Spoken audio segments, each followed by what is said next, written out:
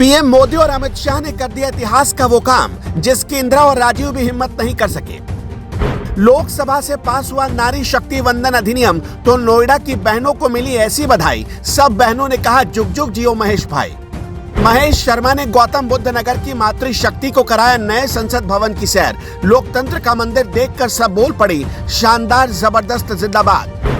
हमारे देश में कहा जाता है कि बेटियां घर की लक्ष्मी होती है और माँ में साक्षात देवी का वास होता है। यत्र नारी पूज्यन्ते तत्र रम्यन्ते देवता, यानी जहाँ नारी पूजी जाती है देवता वहीं बसते हैं। नए संसद के लिए इससे बड़ा सौभाग्य भला और क्या हो सकता था कि उसमें पहला बिल माताओं और बहनों के लिए आया, हिंदुस्तान की आधी आबादी के लिए आया और लोकतंत्र के त्रिकोण मंदिर की दरों दीवारों मेहराबों तक सब दुआ दे रही थी। लोकतंत्र का पवित्र चौखट सिर्फ एक बिल पास होने से और पवित्र हो चला था। हमारे देश में 16 सरकारें आई और चली गई। मातृशक्ति को आरक्षण देने का छल सिर्फ वोट बैंक के लिए होता रहा, पर महिला आरक्षण को किसी ने पास करवाने की हिम्मत दिखाई तो सिर्फ मोदी सरकार ने, जो बताने के लिए काफी था कि देश की आधी आबादी को हक दिलाने के लिए मोदी सरकार के कमिटमेंट में रत्ती भर भी कमी नहीं है। इधर जैसे ही संसद से मातृशक्ति वंदन अधिनियम पास हुआ, वैसे ही नोएडा की बहनों और माताओं को गौतम बुद्ध नगर के सांसद महेश शर्मा ने अद्भुत तोहफा दिया। सांसद महेश शर्मा ने गौतम बुद्ध नगर की बहनों को देश के लोकतंत्र का प्रतीक नए संसद भवन की सैर कराई। नए संसद भवन की बनावट, सजावट और भव्यता को देखकर नोएडा की इन बहनों की आंखों में आश्चर्य का भाव था और चेहरे पर एक कौतूहलता और उत्सुकता थी।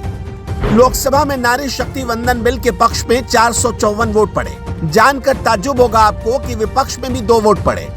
अब हैरानी हुई ये देखकर कि इतने अच्छे बिल के विरोधी लोकसभा में भी मौजूद थे। हालांकि लोकसभा स्पीकर ओम बिरला ने पर्ची से वोटिंग कराई। ऑल इंडिया मजलिसे इत्तेहादुल मुस्लिमीन यानी कि AIMIM के हैदराबाद से सांसद असदुद्दीन ओवैसी और औरंगाबाद से सांसद इम्तियाज जलील ने महिला आरक्षण बिल के विरोध में वोट किया। पीएम मोदी का अगला कदम अब इस बिल को राज्यसभा में पेश करना होगा। वहां से इसे पास होने के बाद इसे राष्ट्रपति द्रौपदी मुर्मू के साइन के लिए भेजा जाएगा। राष्ट्रपति की स्वीकृति मिलने के बाद ये कानून बन जाएगा।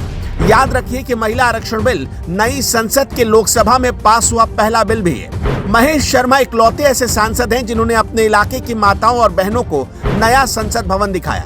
अभी तक ऐसी पहल किसी भी दूसरे सांसद की तरफ से नहीं की गई। उनकी इस कोशिश की लोग काफी तारीफ कर रहे हैं। यहाँ तक कि संसद घूमने गई महिलाओं ने भी कहा कि एक भाई अपनी बहनों के लिए ऐसा कर सकता है। वैसे मोदी सरकार ने 3 दशक से जिस बिल को दूसरी पार्टियां लटकाती आ रही थी, उसे कितने संघर्षों के बाद उसको मुकाम तक पहुंचा ही दिया।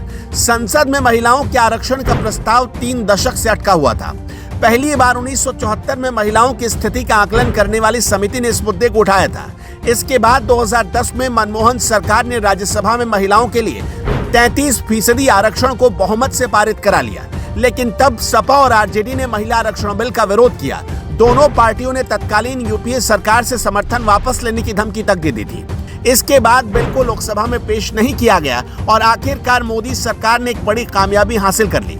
मोदी के सांसद ने ऐसे शुभ मौके पर नोएडा की बहनों को जो बेशकीमती तोहफा दिया, उस पर आप उन्हें कैसे बधाई देंगे? अपनी राय हमें कमेंट बॉक्स में जरूर बताइएगा।